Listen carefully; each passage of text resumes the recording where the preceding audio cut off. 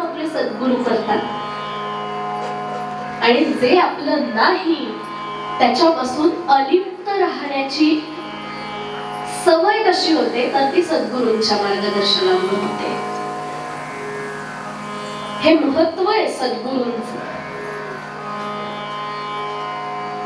मग म्हटले गुरु किती महत्वाचे तर म्हटले गुरु हे भगवंतापेक्षाही महत्वाचे. आमच्या संत कबीर महाराजांनी सुंदर दोह्यामध्ये वर्णन केलं, गुरु गोविंद दोनो ठाणे काके लागू पाय. म्हटले जर समजा माझ्या समोर गुरु आणि गोविंद म्हणजे गुरु आणि भगवंत हे दोघेही उभे असतील तर पहिला नमस्कार कुणाशी करावा.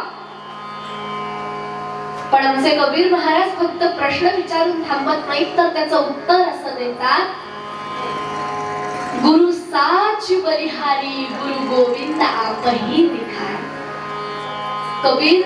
कबीरदास म्हणतात की गुरु आणि भगवंत असे दोन्ही उभे असतील तर पहिला नमस्कार गुरूंना करावा, कारण गुरु कृपेमुळे आम्हाला भगवंताचं दर्शन होते. इतकं महत्व गुरूंना आहे.